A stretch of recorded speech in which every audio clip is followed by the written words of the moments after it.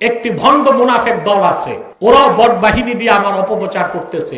ওদের গোমর তো ওরাই ফাঁস করছে, দেখছেন আপনারা। ক্ষমতায় গেলে শরিয়া আইনে দেশ চালাবে না, প্রচলিত ইংরেজদের আইনে দেশ চালাবে।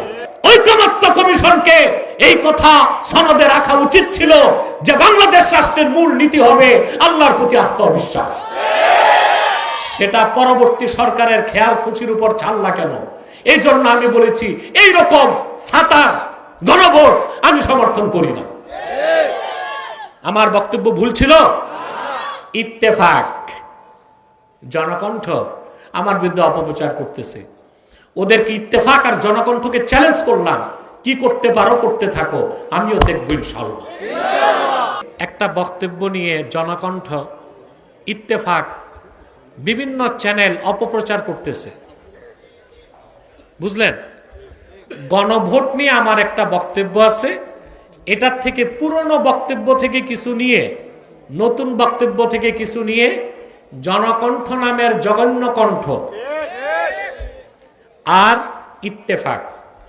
আমি জানি না ইত্তেফাকে এরকম পাগলা ছাগলা সাংবাদিক আছে, জনকণ্ঠে থাকতে পারে, এটা তো রয়ের এজেন্ট। তো আমি বুঝি নাই যে ইত্তেফাকেও গাঁজাখোর সাংবাদিক আছে। একটা কথা মনে রাখবেন, সাংবাদিকতার মূল ভিত্তি হচ্ছে সততা, সংবাদকে যাচাই করা, পর্যবেক্ষণ করা, কিংবা যার বক্তব্য তার থেকে ব্যাখ্যা নেওয়া, ঠিক না ভাই? তো জনকণ্ঠের ইত্তেফাক যে আমার বিরুদ্ধে গণভোট নিয়ে আমার বক্তব্যকে অপপ্রচার করছে, তাদের কাছে আমার প্রশ্ন, তোমাদের সাংবাদিকরা আমাকে ফোন দিয়ে আমার ব্যাখ্যাটা তো নিতে পারতা। আমার ৩-৪ মাস আগের পুরোনো বক্তব্য থেকে একটা অংশ নিছে, আর নতুন বক্তব্য থেকে একটা অংশ নিয়ে অপপ্রচার করতেছে যে আব্বাসী সাহেব গণভোটের বিরোধিতা করতেছে। আমি তো ভোটাভুটি নির্বাচনই মানি না, ওটা তো আরেক মাসালা। তোমরা যে ভোট আর গণভোট করো, আমার বক্তব্যটা তো বুঝতে হবে। তারা প্রচার করেছে আমি নাকি বলেছি সংবিধানে গণভোট যদি হ্যাঁ জয়যুক্ত হয়, সংবিধান সনদ বৈধতা পেলে আগামী সংবিধানে বিসমিল্লাহির রহমানির রহিম থাকবে না। বক্তব্যটা এই রকম না। যখন সনদের খসড়া প্রকাশ করা হয়েছিল, খসড়া ৩-৪ মাস আগে, তখন সেখানে বিসমিল্লাহির রহমানির রহিম ছিল না। তখন আমি সারা দেশে প্রতিবাদ করছি যে সংবিধানে অবশ্যই বিসমিল্লাহির রহমানির রহিম থাকতে হবে। পরবর্তীতে যখন তারা সনদের চূড়ান্ত কপি বের করলো, সেখানে বিসমিল্লাহির রহমানির রহিম আছে। তো যখন আমার সন্দেহ ছিল রাখা হবে না, তখনকার পুরনো বক্তব্য এখন প্রচার করার উদ্দেশ্য কি? ২, গণভোট নিয়ে আমি কি বলেছি? 1977 সালে শহীদ প্রেসিডেন্ট জিয়াউর রহমান হানা ভোটের আয়োজন করেছিলেন। তারপরে ৫ম সংশোধনীর মাধ্যমে সংবিধানের মধ্যে একটা কথা লিখেছিলেন যে বাংলাদেশ রাষ্ট্রের মূল নীতি হবে সর্বশক্তিমান আল্লাহর প্রতি আস্থা ও বিশ্বাস। এটা আপনারা চান না? বর্তমান সনদে এটা নাই। এটা আওয়ামী লীগ আমলে ২০১১ সালে তারা বাদ দিছে। তো যখন ২০১১ সালে আওয়ামী লীগ বাদ দিয়েছে, তখন কি আমরা আওয়ামী লীগের বিরোধিতা করি নাই?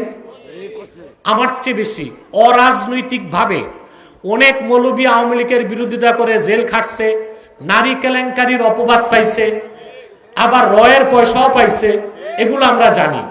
কিন্তু আমরা 16 বছর আওয়ামী লীগের বিরোধিতা করেছি রাজনৈতিক উদ্দেশ্য নয়। কোরআন সুন্নাহ বিরোধী যে কোনো সিদ্ধান্ত শেখ হাসিনা বা তার সরকার নিয়েছে, আমি মাঠে তার প্রতিবাদ করেছি।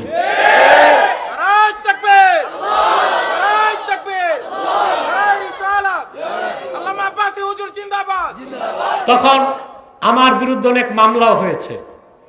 সবচেয়ে দুঃখজনক, আইনমন্ত্রী উপদেষ্টা আসিফ নজরুলের কাছে পৌঁছেছে এখনো নারায়ণগঞ্জে এক জালেম ছিল, লুটেরা ডাকাত, আপনারা চিনেন। সে এখন দেশ ছেড়ে পালাইছে। সে আমাকে কম কষ্ট দেয়নি।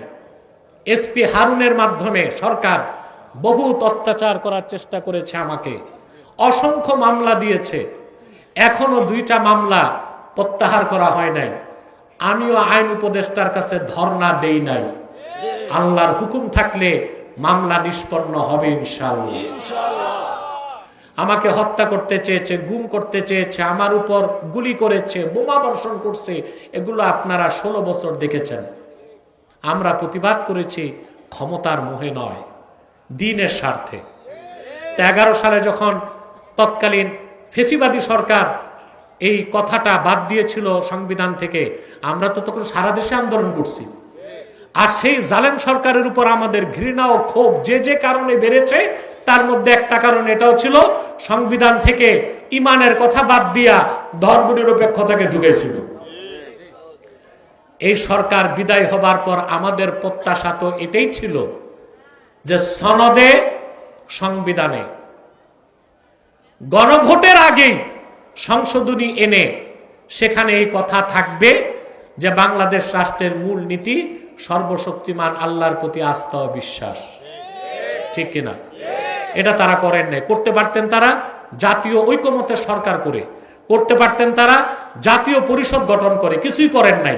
ইউনূস সাহেব সুদখোর মানুষ, তারে বিদেশ থেকে ধরে এনে প্রধান উপদেষ্টা বানায় দিয়েছে। আর উপদেষ্টা পরিষদে যত বাম আর রাম নাস্তিক যুক্তরাষ্ট্রের দালালদেরকে বসায় দিয়েছে। তারপর করলো ঐকমত্য কমিশন, এটা ঐক্য মৃত্যু কমিশন হবে কিছুদিন পর। সেখানে 32টা দল গেছে। কয়টা? ইসলামী দল ছিল 11টা। এর মধ্যে জামাত ইসলামী ছিল, বিএনপিও ছিল। বিএনপি এবং জামাত সহ সবগুলো ইসলামী দল চাইছে সনদে যেন, সংবিধানে যেন আল্লাহর প্রতি পূর্ণ আস্থা বিশ্বাস এই কথাটা থাকে। গুটি কয়েক বামপন্থীর বিরোধিতার কারণে ঐক্যমত্য কমিশন কথাটাকে বাদ রেখে দিয়েছে। আগামী সংসদে পরবর্তী সরকার মন চাইলে আল্লাহর প্রতি আস্থা বিশ্বাস কথাটা সংবিধানে রাখতে পারে। এখন আমাদের কথা, ফেসিবাদ বিদায় নিচ্ছে, রামবাম নাস্তিকরা ঘাপটি মেরে আছে, এই 2-4টা ব্যাঙ্গের বাচ্চার মতো লাফায় বামপন্থী, তাদের বাধার কারণে তোমরা 11টি ইসলামী দল এবং বিএনপি অন্যান্য দল বামপন্থীদের কথাটাকে কাউন্টার দিতে পারলা না। আলী রিয়াজকে বুঝাইতে পারলা না যে 2-4টা বামপন্থীর বাংলাদেশে কোনো নাম্বার নাই, ভাতও নাই।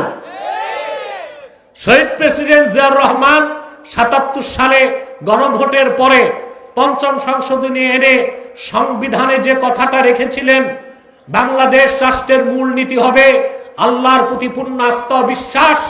11 সালে নাস্তিক সরকার, জালেম সরকার, ভারতের দোসর সরকার তা বাদ দিয়েছিল। কোন বিতর্ক নয়, বিতর্কের ঊর্ধ্বে উঠে ঐকমত্য কমিশনকে এই কথা সনদে রাখা উচিত ছিল যে বাংলাদেশ রাষ্ট্রের মূল নীতি হবে আল্লাহর প্রতি আস্থা বিশ্বাস। সেটা পরবর্তী সরকারের খেয়াল খুশির উপর ছাড়লা কেন? এই জন্য আমি বলেছি এই রকম ছাতা গণভোট আমি সমর্থন করি না। আমার বক্তব্য ভুল ছিল? ইত্তেফাক, জনকণ্ঠ আমার বিরুদ্ধে অপপ্রচার করতেছে। ওদেরকে ইত্তেফাক আর জনকণ্ঠকে চ্যালেঞ্জ করলাম, কি করতে পারো করতে থাকো।